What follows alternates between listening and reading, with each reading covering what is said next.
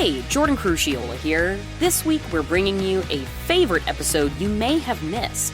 It's my conversation with comedian Gianmarco Soresi about how he feels seen by Salieri, the iconic all-timer anti-hero lead of Milos Forman's 1984 classic, Amadeus. We recorded this one back at the start of 2023. Were we ever so young? Can we believe we're so old? Can we believe how many lifetimes ago that was? And since then, Gianmarco's star has been on the rise. His latest special is last year's Thief of Joy. This is an episode that producer Marissa and I talk about a lot as an example of the vast variety of ways that people can answer this show's central question. I mean, Salieri, an inspired pick. Enjoy it and stick around for a brand new One Quick Thing at the end.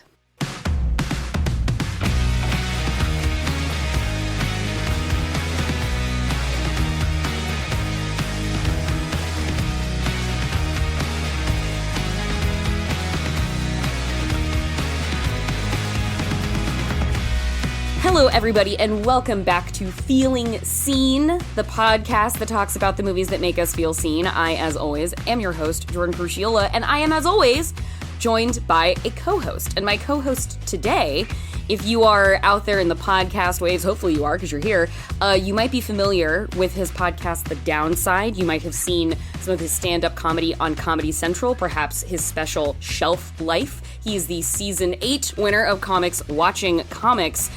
I feel like, Gianmarco Soresi, you wear many hats. You do a lot of things. So how best can we set you up in an introduction for the people to know what they need to know about you before we commence here today?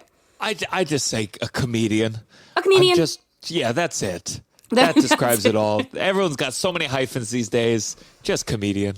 Well, that's the thing. Like, I feel like to say, like, for one, if I was talking to you in 1991 and you were like, I'm a comedian, I feel like I would have a very specific image of what that means and, like, the things that you are getting up to with your, like, hustling time. But I feel like in 2022, to say I'm a comedian, you could have 90,000 jobs. Like, to say you're a comedian in 2023 oh, God, you're right, yeah. To say you're a comedian in 2023 is to say that you are a social media manager for yourself.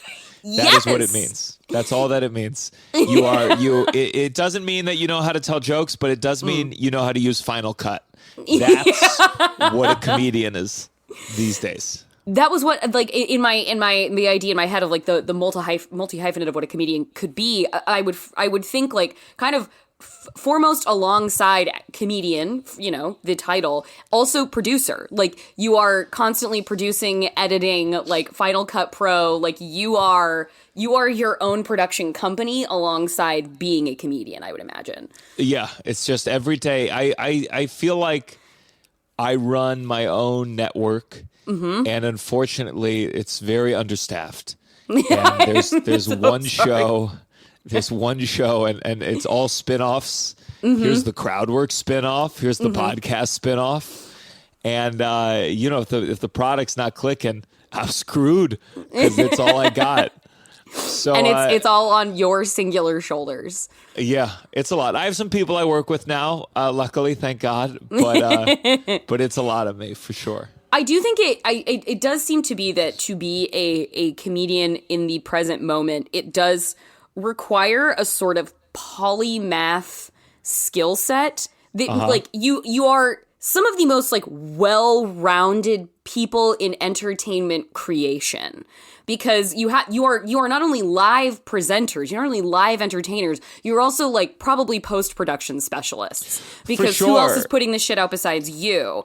And like you said, and you have to be social media like, there's not actually a compartment of the media presentation that you get to, like, be absolved from until, like, it's, like, really firing on all cylinders and maybe you have, like, a team. But, for sure. It makes me nervous, though. I feel nervous because, like, there's no way Mitch Hedberg would have been good at Instagram, but it gave him space to go get high and then write his funny little jokes. And there's a lot of times that I get nervous. And I think overall the art form where you have to be multifaceted it prevents you from being excellent at the one thing. I always say, Daniel Day-Lewis never wrote his own plays. Daniel Day-Lewis never had to write a short film in order to get his first agent. His craft, and I worry that as every, not just comedians but actors, every writers, as we're asked to shoulder these responsibilities, it takes away from the time we have to become great at the thing we're supposed to be great at. And ultimately, the quality of everyone's work suffers. If people are casting based on social media followings, they're going to get bad actors. There's no way around it. They'll luck out once in a while. But, I spend every day doing all this other stuff. And then at night, I squeeze in some jokes. I try to squeeze it in everywhere I can. Which is, this is all just to say that, like, I just want to, I want to be cognizant of the fact that I feel like I don't know you, but I feel like I know that you do a lot in the designation of comedian, and I want to recognize that you're putting a lot into being the singular word of comedian. The unkemptness of my beard that gave it away? Was it the fact that I was late that gave it away? What gave away that I have too much on my plate? No, there wasn't a tell. There was, it is someone within your professional designation. Yeah. It's just like, I feel like it's one of the most sort of, in the way that people, I feel like just sort of weekend warrior consumers of movies, they don't realize that every movie that reaches them is actually a miracle. A miracle. Like, that it got made at all is a miracle. And so I just want to make sure and that I am recognizing and insofar as a platform that I have being like, hey, the thing you do is actually so much all-encompassing work. And I just want to make sure we establish that to whoever's listening. I'm very critical of, art, as one should be. But when you get in the business, sometimes I don't like it when artists are like, I remember when there were live musicals on Fox or ABC, and some of them were really dreadful. Yeah. And a lot of Broadway people were like, "How dare you criticize this piece?" And it's a double-edged sword because you should criticize everything. Yes. But I understand when you're in show business, you're like, yeah, when you say that thing sucks, what you're saying is that 1,000 people, their last 6 months was spent making something that just blows, top to bottom. And it's hard. I feel sympathy for them too. If you didn't like Avatar, then there's a million people whose work you just spat on. You know what? This isn't disconnected from what we're talking about here today. It's not. I feel this at all. Does feel actually very thematically appropriate because you have brought the extremely substantial topic of a character choice of Antonio Salieri, F. Murray Abraham's character in Amadeus, as your character choice today. Yes.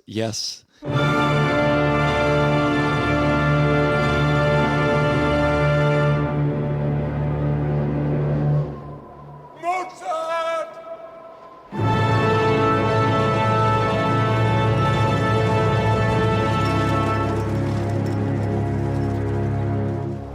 Mozart! Forgive your assassin! My girlfriend and I actually watched it last night. We had just watched White Lotus season 2, and she didn't know. She didn't know it was F. Murray Abraham, and I was like, yes, he's looked like an old man for quite some time. He really has. This movie came out in 1984, and F. Murray Abraham has always been a distinguished older gentleman. Yeah, and perfect casting all the way around, top to bottom. And I don't know when I saw it. I probably saw it in college. I went to college for musical theater. Okay. And I just connected to Salieri so deeply. That is powerful. I'm not religious in the way Salieri is. Salieri really had someone to blame, and I'm almost envious of his ability. It's a bit convenient to externalize who he's mad at. He's mad at God for choosing Mozart as his vessel.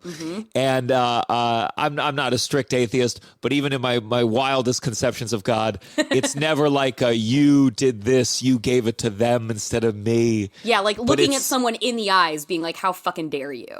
Yeah. And I related to this so much. I'm not a big classical music guy, but I tried for this movie. I tried to be like, can I listen to Mozart and feel the genius, the godlike. But yeah, I saw it and it shook me to my artist core. And whenever I'm feeling low, this is who I relate to the most. Is So Salieri. did your girlfriend know when you were watching it together that this was your like representative character, and was that a conversation? Yeah, I think like. Was she like, oh, okay?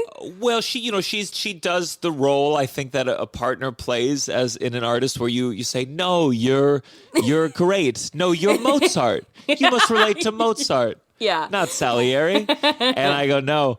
But I think every artist, most artists, have a talent complex, and with varying degrees of justification for them to feel that way. And I don't know, for me, this was before I watched this and fell in love with this movie before I was doing stand-up comedy, but I was singing and I was acting. Okay. And I went to college for musical theater, and at the time, especially singing, I was like, I would practice hours and hours every day to a degree that like later my therapist would say, you have mild OCD, and I'd be like, oh, that makes sense. Okay. With the way that I would practice and the way I would be so neurotically fearful of hitting that high note. And I remember just distinctly feeling, with acting too, but with singing, it was very visceral in terms of like some people just had this ability. And it was something that I strove so hard for. But ultimately, I left singing. I mean, it took 4 years and $200,000 of a college degree to realize it. But I related to Salieri. I mean, I assume the listeners know, but I guess to break it down, Salieri go for it. He's basically a musician in, is it Vienna? He's the court composer in the King's Court in Vienna. Yes. It's such a great movie. Also, I was saying because my girlfriend's a manager. She's a comedy manager. And it's so interesting how Mozart's father is compelling one of the kings, please take my son as your commission. And I was like, and he's kissing the king's ring. And I said to Tova, I'm like, that's what your role would have been. You would have been the going to the royalty, and your role as a manager would be to kiss the ring and say, there's a couple clients I wanted to flag for your attention to consider. And you see how there was a time where art, religion, and government was all the same. And I said, like, what would you think if the head of arts and entertainment was Joe Biden? Like, that was part of his slate. Joe Biden decided what was the slate, NBC's comedy block on Thursdays. That was Biden's, and then it was Trump's before that. I mean, it's... Yeah, and he was also programming the Met for national operas. And it's still there to a degree. Every time I see the president at the Kennedy Center Honors, I go like, this is the echoes of royalty being involved. Why the fuck? Why the fuck is the president there? This is a it great makes question. no sense. These things should be more divided, but somehow only at the top does Obama give Ellen DeGeneres the thing of honor. It's a weird intersection. Yeah, it is. So Amadeus, it compares these two worlds where Mozart is like this child prodigy, and he wrote an opera at 12, and his father parades him around to kingdoms, and they put on a blindfold, and he plays an incredible concerto or whatever. And meanwhile, Salieri loves music, has a family that doesn't support it. Mozart. I can't think of a time when I didn't know his name. I was still playing childish games when he was playing music for kings and emperors, even the Pope in Rome.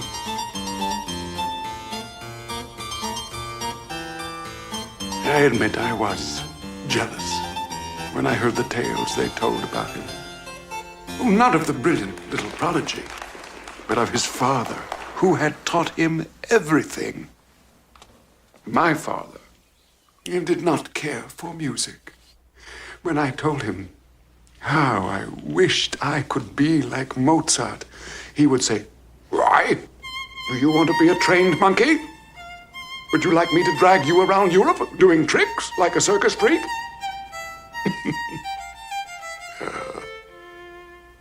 How could I tell him what music meant to me? His father dies, and somehow it seems like in his teenage years he's able to pursue music, and he works his way up. Yeah, to and he composer. leaves like Italian countryside town to go be part of like the wigged class of Vienna in its hallowed halls. Yes, and they don't really get into like his journey, but I think you imagine like he worked his way up. Yes. And he was a good Christian. He liked sweets, which is such a glorious detail. But he was like, he never like had sex with other women. He never abused his power. He worked his way up. He was a brown noser, and he was like, he knew how to play the game. And there's that great moment where he says in it because the movie unfolds as he's in his very old age reciting what he has done in his life to a clergyman. And he says, like, he describes this sort of like the salad days of his life. And he says, like, people liked me. I liked myself. Yes. Work and work and work. That was all my life. And it was wonderful. Everybody liked me. I liked myself. Until he came. And it's heartbreaking when you're like, and soon you're not going to, and you're about to tell me why. And it opens with a suicide attempt, which like you already got me for the movie. I'm already like, why? Tell me why. Yes, and basically he's doing well. He's composing. He enjoys his life. He likes himself. Then Mozart comes around, and it's like Salieri witnesses what true greatness is. Mm-hmm. I know your work well, Signore. Do you know I actually composed some variations on a melody of yours? Oh, really? Which one? Mio caro Adonne. Well, I'm flattered. A funny little tune, but it yielded some good things. And now he has returned the compliment. Herr Salieri composed this little march of welcome for you. Really? Oh, grazie, Signore. Sono commosso. And like in the most humiliating way possible, he composes a little tune for Mozart to meet the king, and Mozart like, oh, what a cute little trifle. This part doesn't really work. Let me fix it. And then with like in moments, he's created a masterpiece. And that's drawing a crowd in the court.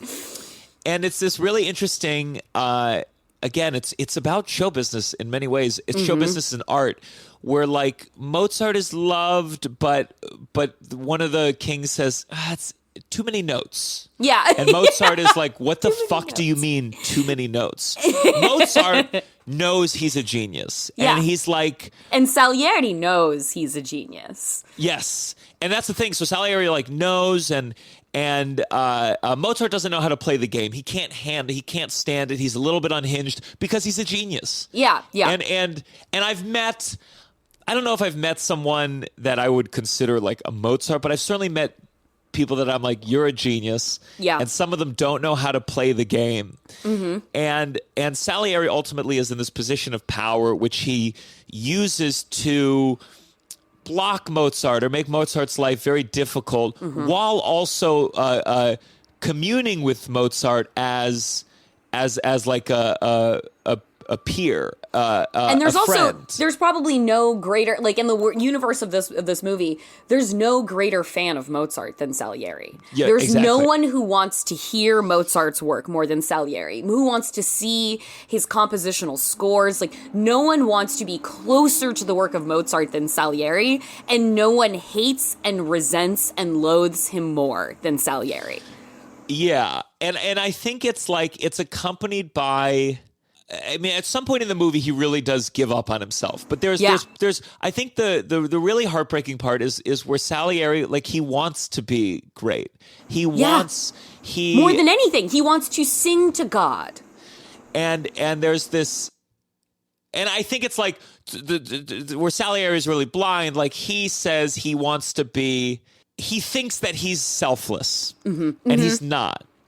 Because he wants to be the vessel. And it's for me, if I were to think, I have many vices, but for me, my honest vice that I think is number one is envy. Okay. Envy is it's just deep within me. There's a and that's what I resonate with. That it's a story about, like, it's not good enough to witness God's miracles. You want to be the vessel for them. And Salieri cannot accept his place. And so he does a mix of things. He tries to write things. He tries to be great. He tries to block Mozart and ultimately regrets it. Yeah. But by the end of the movie, the spoiler alert is, he's kind of fucked up Mozart's life. Mozart dies youngish, still creates some great works. Yeah. And ultimately, if I remember correctly, I rewatched last night, but it was the director's cut and it's 8 hours. Same. So, I believe at the end he kind of accepts his fate and goes mediocrity. We're all mediocrity. Yeah, he basically describes himself as like the Lorax of mediocrity. Like, I am here to speak for the mediocre. Like, he looks at the clergyman, and he's like, I see you. We are the same. Like, don't worry, I absolve you, my mediocre brethren. And he's being wheeled through. He's in like, it's a prison, a sanitarium, a combination of the two, and he's being wheeled through this like hallway with people just like scrounging around on the ground, and it's just like depraved and kind of a nightmare. Mediocrity's everywhere. I absolve you. I absolve you. Like, me and you and all those around us who are mediocre, like, I bless you in the name of being your champion. And he just like is losing his mind, old and dying, has just tried to kill himself by cutting his own throat, and is like, I am the patron saint of the mediocre. And it is wild. And the first thing, if I ever were to like interview Peter Schaefer, who wrote it, I would say, do you consider yourself a part of mediocrity? And it's like, I think if you're being like kind to yourself and good mental health, you go, oh, it's a wide spectrum, and there's no such thing as the top and the bottom and the genius and the mediocre. But that's what this piece is about, is to witness.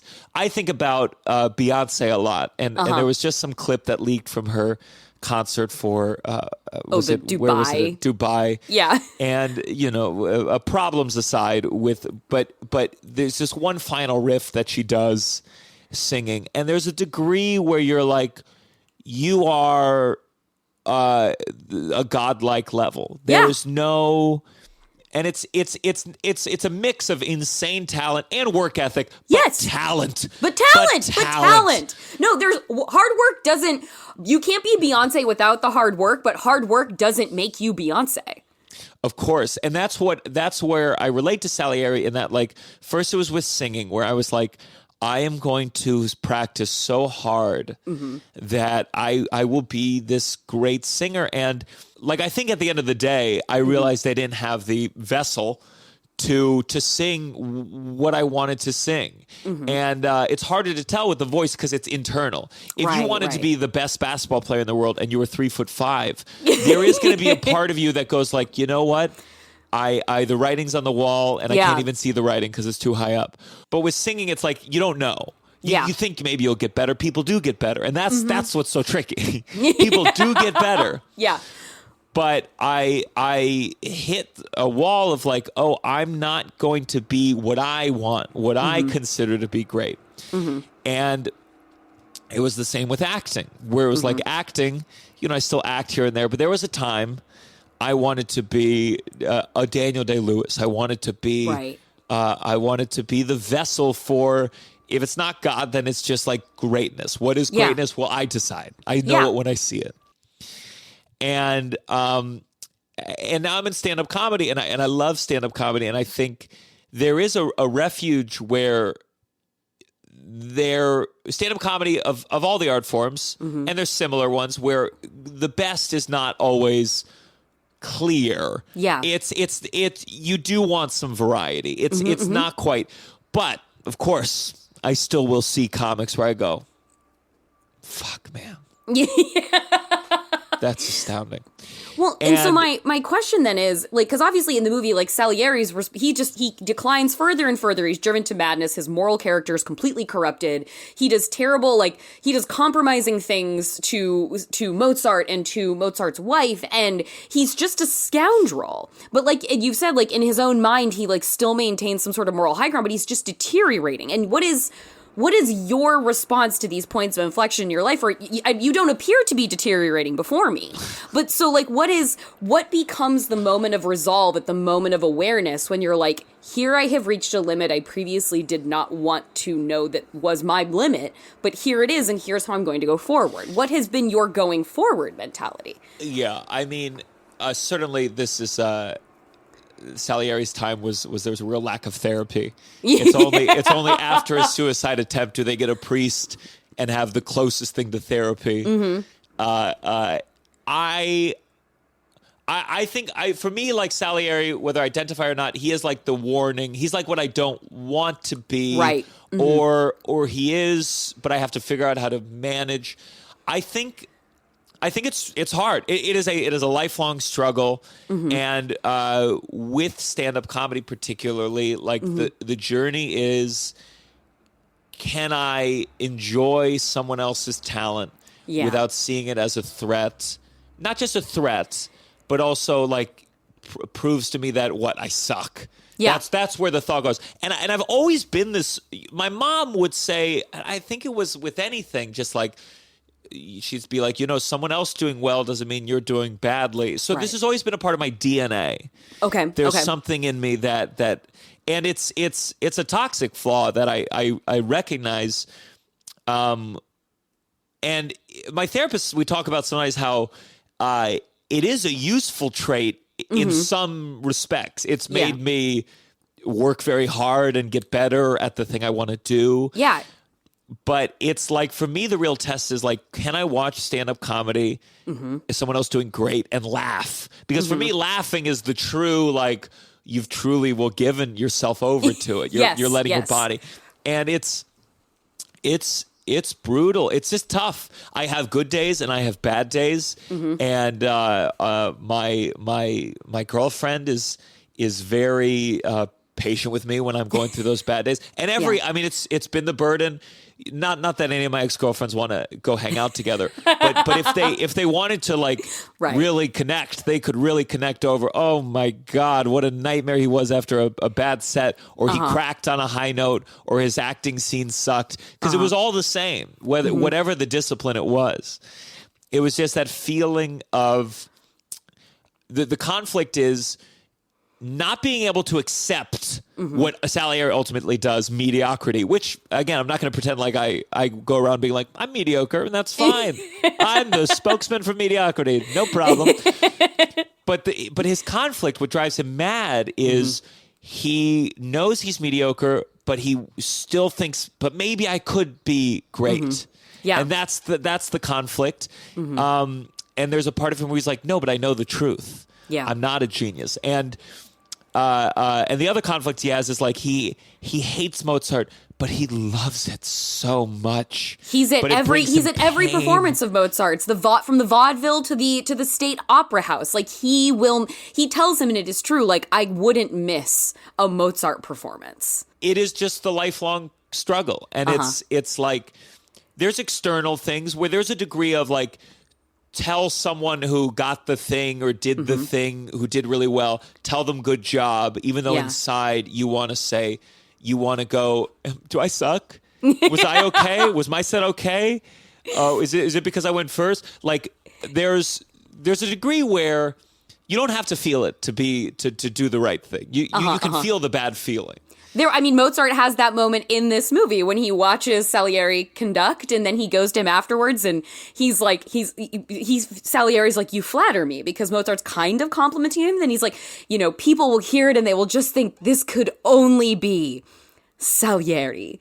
And Salieri takes that, like, you can feel him being taken aback, and you can feel Mozart being like, the only thing I can say is you did this, and people will know you did this. And it doesn't mean the same thing the way Salieri is receiving it, the way Mozart is saying it. And that's like, Mozart is also a dick. Like Mozart Mozart's is a dick. like many geniuses. He's been spoiled in a way, but in a way he knows the truth. He's like, I don't think Mozart's not capable of lying in this. Yeah. I mean, he tries. No. But I don't think Mozart could go to Salieri and say, hey, that new song was great. No. He can't do that. No. And he's not wrong. It's not great. It's not great. It's time for a break, but I will be back with Gianmarco, and then at the very end, we're going to switch it up on this Redux edition of the Soresi show. We're going to talk about supporting international cinema in the theaters this weekend. We are going to talk about Blades of the Guardians, a movie that is in theaters now and that you should go support, and I will tell you why if you stick around to the very end.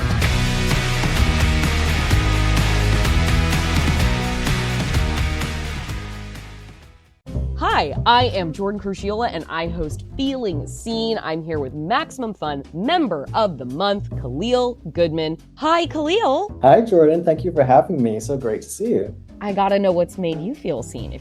I figure you've thought about this if you've listened to the show a bunch. I read X-Men when I was 6. When you're a kid who makes art, which I am, and you're a queer kid, like there's this feeling of like something is different, but you don't know what it is. Yeah. You can be different, but it can be a superpower. What would you say to others who might be considering supporting the show? What would be your sales pitch to them? If you love this thing, if you are getting all of this joy and comfort from this thing, make sure that this thing that you like will continue. Thank you so much, Khalil, for taking the time to talk to me today and for listening to the show. My God, it means a lot to just know people are really listening and valuing what they're hearing. Thank you so much. Become a Maximum Fun member now at MaximumFun.org/join. If you want to know what's going on in the world of movies, you should be listening to Maximum Film so we can tell you all about it. Okay, but what if you already know what's going on in the world of movies? What if you're kind of obsessed with movies, like maybe you have a problem? Well, then you should definitely be listening to Maximum Film, because we too have that problem, and it's important you know you're not alone. We're talking indies you'll want to seek out. Blockbusters and blockbusting wannabes. Classics we can't get enough of. I'm comedian and writer Kevin Avery. I'm film critic Alonzo Duralde. I'm festival programmer and producer Drea Clark. Together, we're Maximum Film. Smart about movies in Hollywood, so you don't have to be. But if you already are, that's also great. And hey, we see you. New episodes every week on MaximumFun.org.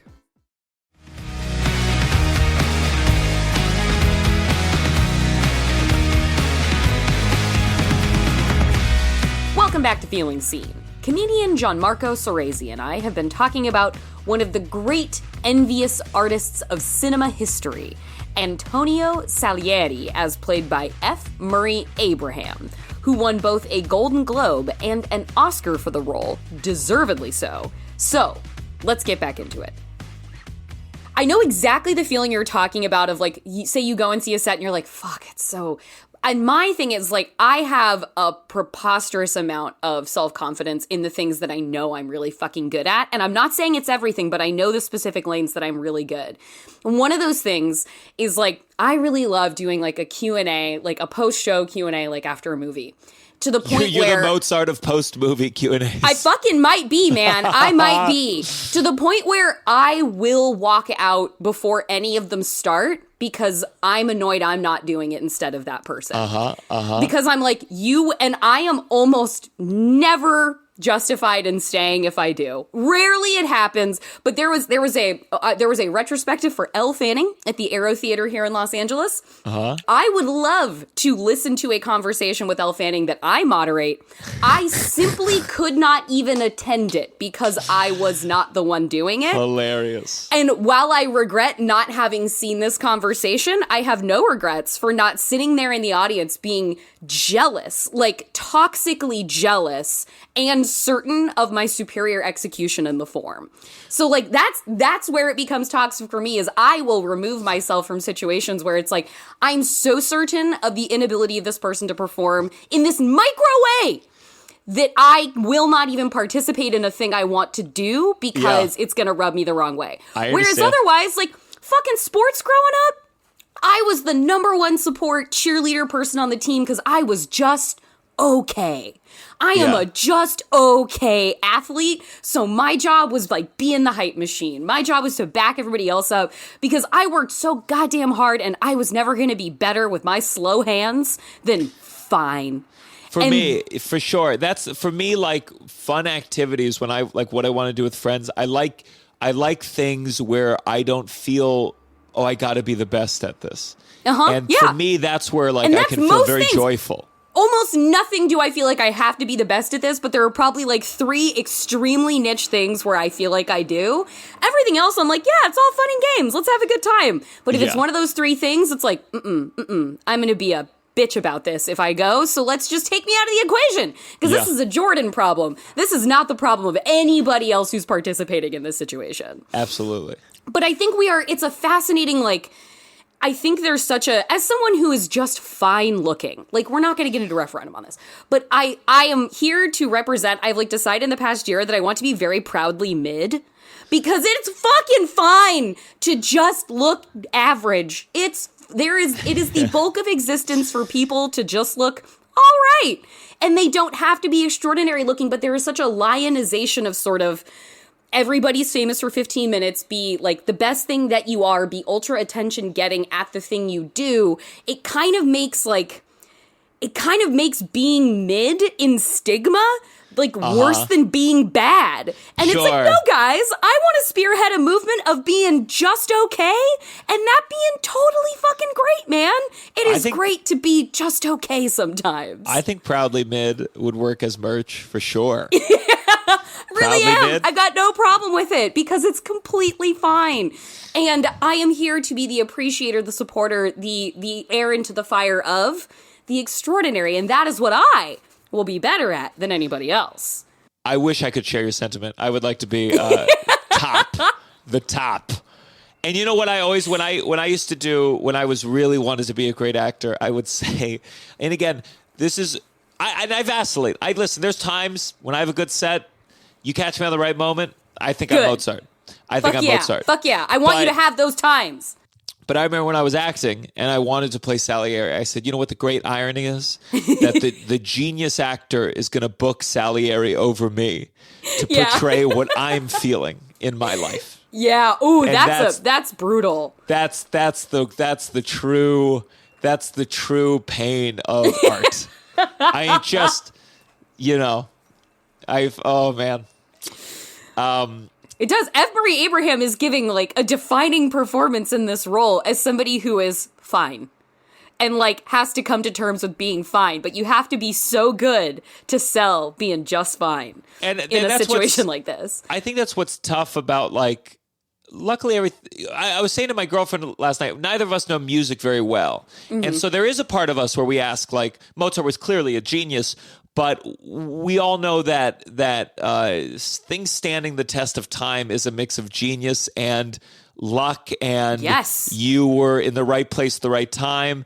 And there's a degree of like, was he untouchable? Yeah. Is his legacy? It's the same with like Shakespeare, where it's like, well, was he this like untouchable? He was clearly a genius, but was he like the greatest of all time, or is it just even Beyonce? Like, I'm sure there are some insane talents that never got their full shot. Sure. And I think what's hard though is about like that profession, this composer thing, is like there was a very small bench for the great ones. I mean, how many composers of operas can there be?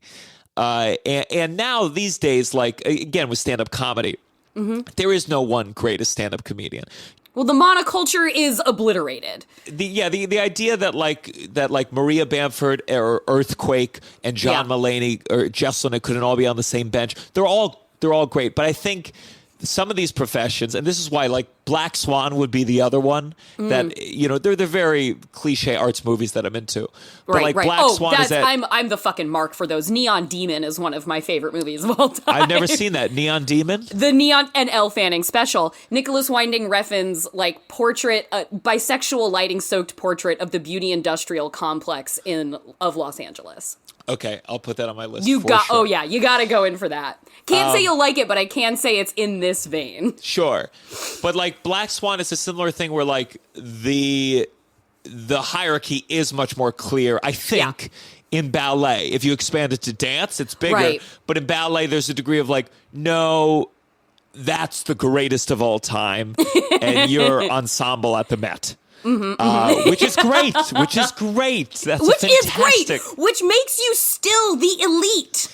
And they will buy your shirt. I mean, the thing about your Proudly Mid shirt is it really, percentage-wise, should market to a lot of people. A lot of people. The bulk, really.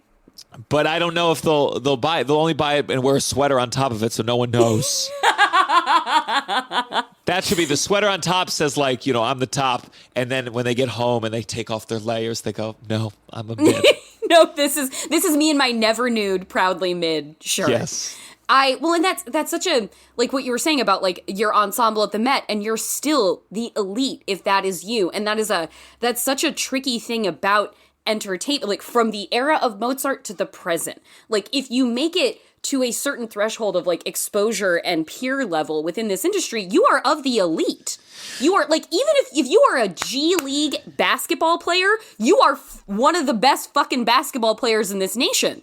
But you're still the G League of the NBA. So you're in the G League looking at the NBA thinking about, like, that's got to be me. Like, I want that rotation spot. I want to be on that bench. I want to have that Gary Payton Jr. story. But, like, by comparison, your greatness next to the elite of the elite, it's really easy to lose track of, like, how good you are and how accomplished you are and all the things you can do when it's like, oh, yeah, but, like, the thing that people all think I'm supposed to be is Sam Kinison. Like, sure.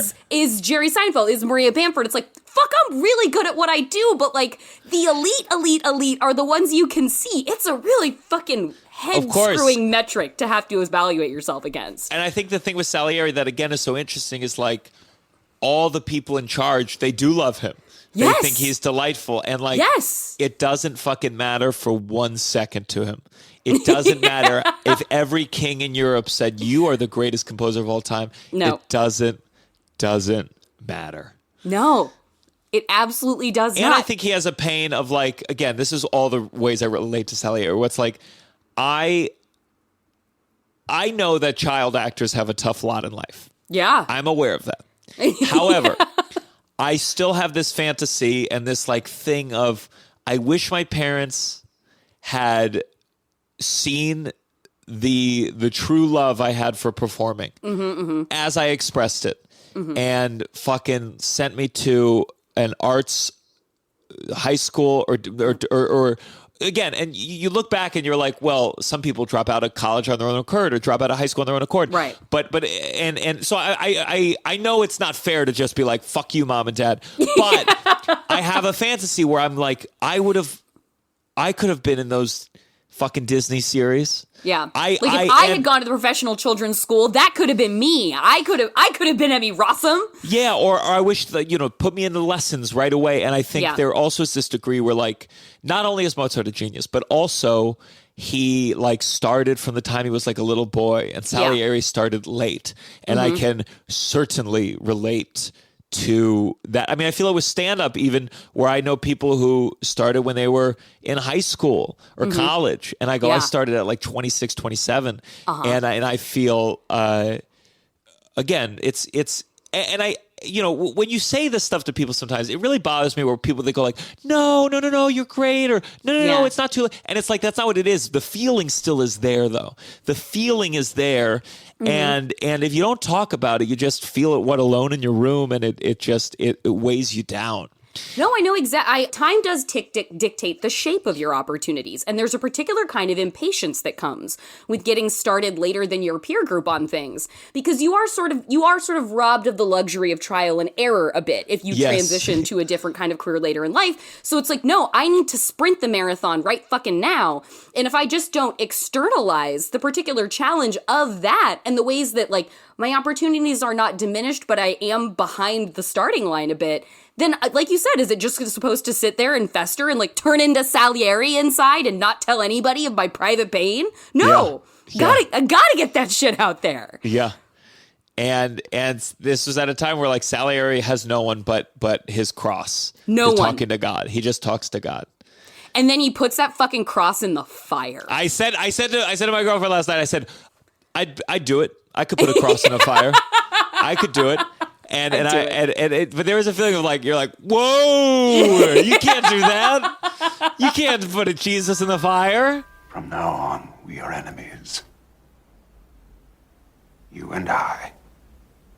Because you choose for your instrument a boastful, lustful, smutty, infantile boy, and give me for reward only the ability to recognize the incarnation. Because you are unjust, unfair, unkind. I will block you. I swear it. I will hinder and harm your creature on earth as far as I am able. Yeah, like I, with no affiliation whatsoever, I like felt the fear of being smited, regardless of what my own beliefs or connections It's might be. amazing But how it was like, deep holy it is. shit. I remember one time in high school, I don't know why I did it, but I was just being stupid. I like looked at the sky, I was like, fuck you, God. And then I remember being like, I'm sorry, God, I was just saying a joke. Like I had to. And I fight it now. Whenever like something, the number 13, of course the thought goes in my head. I go, no, you do the 13 of that thing. Yeah. There is the beautiful moment for Salieri where he gets to finally like compose alongside. He gets to dictate a composition of Mozart's right on the doorstep of Mozart's death. Now the orchestra. Second bassoon and bass trombones with the basses. Identical notes and rhythm. First bassoon, tenor trombones with the tenors. You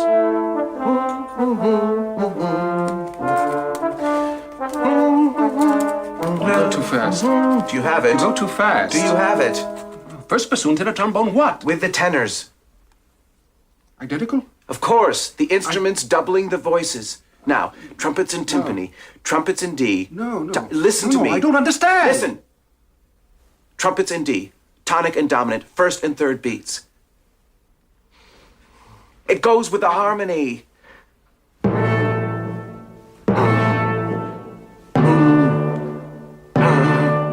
Yes. Yes.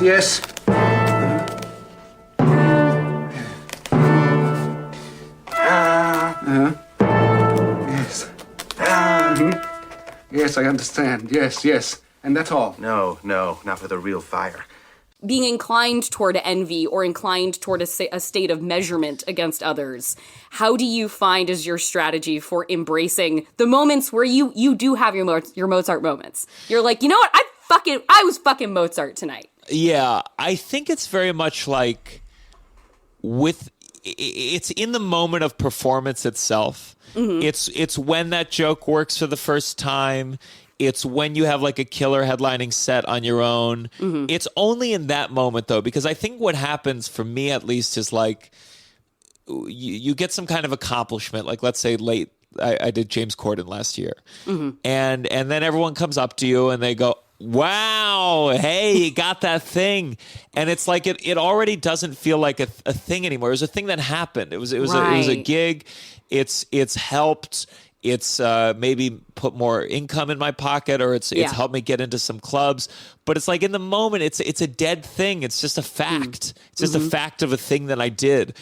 Where you feel it is in the moment of performing. When I'm in that groove. It doesn't matter if I'm at even a shitty comedy club, but if I'm like really just some new bit comes together, or I have some moment with an audience member where I thought of a funny thing and the audience just went wild, that's the really great thing. And sometimes it's like, that's where my girlfriend is very busy as a manager, and she's like, she couldn't be at James Corden, or she couldn't be at some things, and I always tell her like sometimes those things aren't the ones that I want people to have bore witness to, my loved ones. Mm-hmm. Like it means more for a loved one to see me like a killer set she was at in Magoobies in Baltimore, and it's like that's more meaningful because you got to see me like I wasn't thinking about my career, I was just like in the moment. and doing my thing, and it feels good to have a loved one who witnessed that. Yeah. And you can be like, remember that thing? It felt so good. But again, like I experience all the time where I have these weekends where I bet in Magoobies, I bet in Timonium, Maryland that weekend, I was the best stand-up comedian in Timonium that weekend. I would wager. Yes. I'm confident enough to say that. And then you come back to the Comedy Cellar, and like sometimes I'm feeling great, and then I have that set, and I see Daniel Simonson or Shane Gillis or Caitlin Palufo or so many comics go up, and I go, fuck. I was lying to myself. I lied to myself all weekend. I was a fool. I'm the best of Timonium, and that's all I'll ever be. I should go back to Timonium. And again, like I can talk myself down from those ledges most of the time. Yeah. But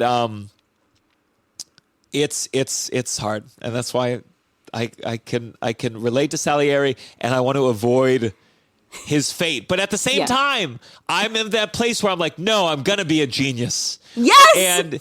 And thankfully, again, stand-up comedy is a place where that metric is looser. I do have moments where I feel like, no, that was a genius piece of stand-up comedy. And ultimately, even the people who are considered legends, it's not like they get to like experience what their legendary status is. They're either dead or no human being can feel whatever it is that you are bestowing upon them. They're just a person going about their day, shitting and eating, and then dying.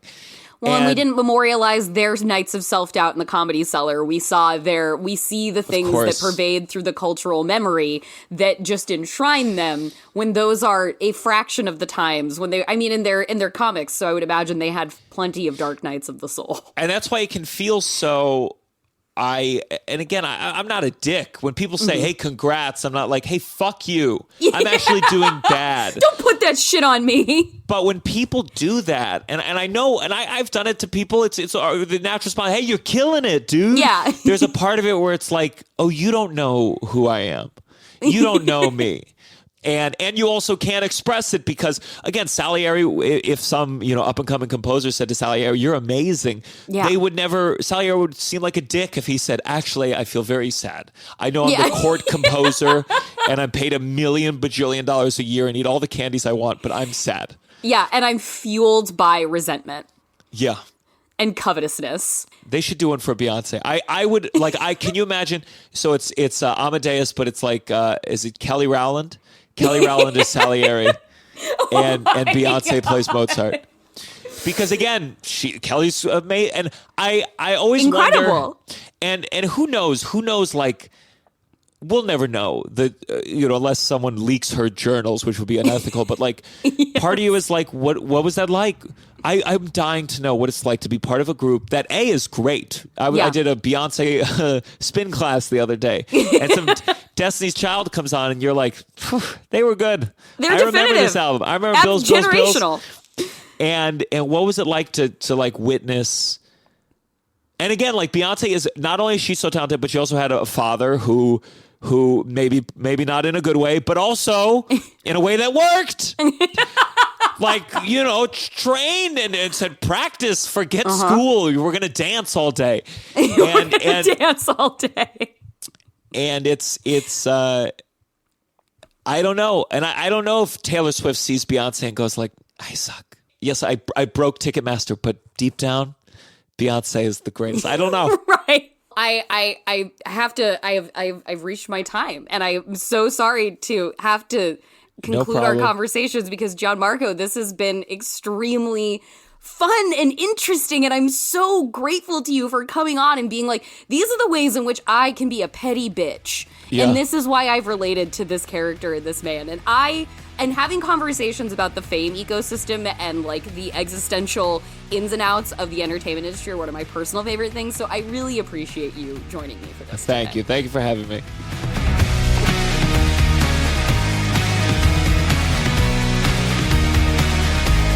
Okay, back in 2026 now, looking back with gratitude to Gianmarco Soresi. Every once in a while, this is a conversation that comes up with me and Marissa where we see new clips go around of him and his comedy and his podcasting. We're like, damn, we really landed one with Gianmarco Soresi. So thank God for that. We never did make that proudly mid-merch.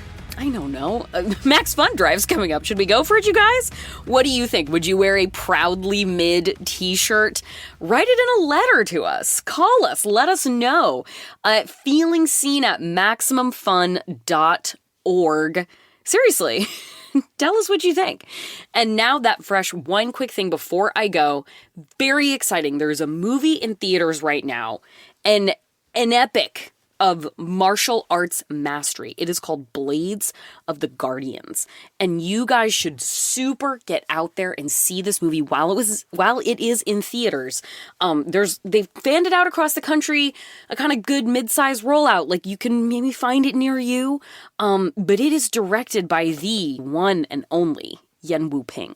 And if you know that name, it's probably because you know his fight choreography for movies like Crouching Tiger, Hidden Dragon, as well as The Matrix. Yuen Woo-ping is a veteran of Hong Kong action cinema, and then he worked with the Wachowski sisters to, via The Matrix, completely fucking revolutionize American action cinema with what he brought to that film with them. And now Blades of the Guardians is out, and you get a little bit of Jet Li in this one too. So it's legends upon legends. But it's the thing is, we support independent cinema here. We love it. We also need to support really good action cinema when it comes to theaters, because it's being distributed by this imprint called Wellgo USA, which if you are a fan of action, you definitely know the name, and they drop a lot of movies, DTV streaming here in the United States, they import over from East Asia. And that's really cool. That's really exciting. We love the Hi-Ya channel on our plugins, on our streaming apparati. Who knows? But the point is, this movie's now out in theaters where you can see it on a big screen. You can see immaculate Yuen Woo-ping directed action on a big screen the way it was truly intended to be seen. It also stars Nicolas Tsay, and he is an incredible action star out of China. And so please, let me give you a little summary. We'll go with a little IMDb write-up, so don't get bogged down in the details. Dao Ma, the second most wanted fugitive, who is entrusted by his benefactor, the chief of the Mo family clan, to take on a mysterious escort mission, escorting the most wanted fugitive to Chang'an. Boom. You don't need any more than a simple premise when you've got that kind of stacked up talent to deliver action spectacle on the screen. So we are taking a big departure from Salieri and Amadeus to tell you to get out there while you can and support Blades of the Guardians on the big screen. And that is our show. You can keep up with us wherever you get your podcasts. Follow us wherever you are listening to get new episodes in your feed as they drop. Truly, follow. Tell all your friends and family to subscribe. I mean it. Just get everybody on board. Bring your friends, bring your family, and then you can also follow us, all of you, at Feeling Seen Pod on Instagram to keep up with the show and what's new. We are also on Blue Sky. Just search Feeling Seen or search me, JORCRU. If you want to follow me on Twitter, it's the same handle as on Blue Sky, same as it's always been. Our theme music is by Andrew Eapen. Our producer is Marissa Flaxbart. Our senior producers are Kevin Ferguson and Laura Swisher. And this is a production of Maximum Fun.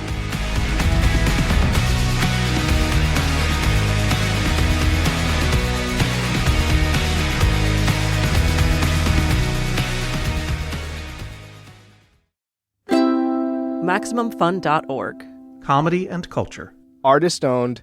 Audience supported.